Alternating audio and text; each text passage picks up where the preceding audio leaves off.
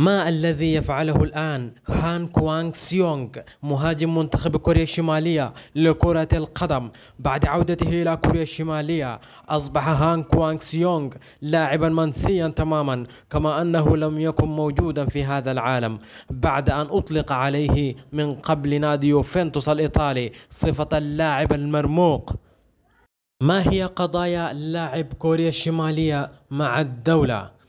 هان كوانغ سيونغ مهاجم كوريا الشمالية معروف جيدا لمشجعي كرة القدم في العالم. ظهر لأول مرة في نادي كالياري الإيطالي في عام 2017، وأصبح أول لاعب كوري شمالي يسجل في الدوري الإيطالي، مما فتح إمكانية النجاح تدريجيا على المسرح الأوروبي، حتى أنه قيل إن نفس قضية سونغ هيونغ مين الذي سار على طريق النجاح في أوروبا.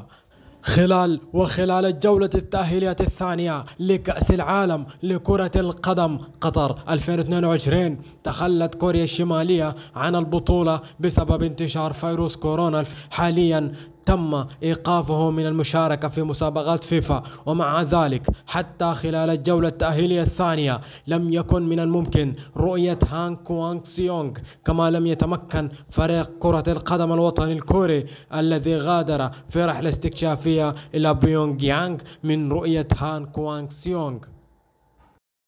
في سبتمبر 2020 عندما طرد هان كوانغ سيونغ من قطر بسبب العقوبات المفروضة على كوريا الشمالية، غادر على متن رحلة قطرية من الدوحة إلى روما. لهذا السبب هناك نظرية مفادها أنه لم يعد إلى كوريا الشمالية وبقى في أوروبا مثل إيطاليا. وقال ماكس كانجي مدرب كالياري تحت 19 سنة أنه كان سريعا جدا وجيدا في التعامل مع الكرة، ولقد كان موهبة جيدة جدا مثل الرماية بكلتا قدميه. ويتذكر المدافع الأسترالي نيكلاس بينينجتون الذي لعب مع هان كوانغ سيونغ في كالياري أنه عاش حياة كرة قدم يرثى لها وحرم منها لأسباب سياسية.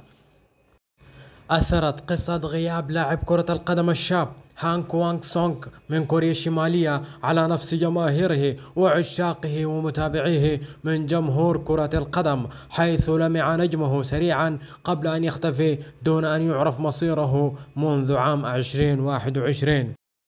سطع نجم هان كوانغ سيونغ كأول كوري شمالي يسجل هدفا في إحدى الدوريات الخمس الكبرى في أوروبا، حتى أنه انتقل بشكل مفاجئ إلى العملاق الإيطالي يوفنتوس عام 2019، ثم لاحقا إلى الدحيل القطري، لكنه اختفى فجأة عام 2020.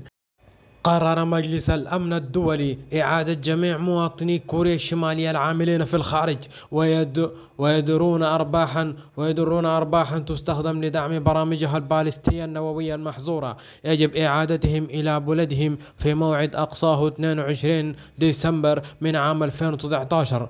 لم يكن الشاب هان مستثنى من هذه العقوبات على الرغم من موهبته الفذة الكروية الاستثنائية. وأظهرت وثيقة تابعة للأمم المتحدة أن هانك وقع تعهدا لبنك قطر بعدم تحويل أي مبالغ مالية إلى كوريا الشمالية في أي حالة. يقال أن كوريا الشمالية تجبر موظفيها في الخارج على إرسال الأموال إلى الحكومة في الوطن. تعتبر آخر مباراة لهان مع الدحيل القطري في 21 أغسطس من عام 2020 أمام الأهلي في نهاية الموسم.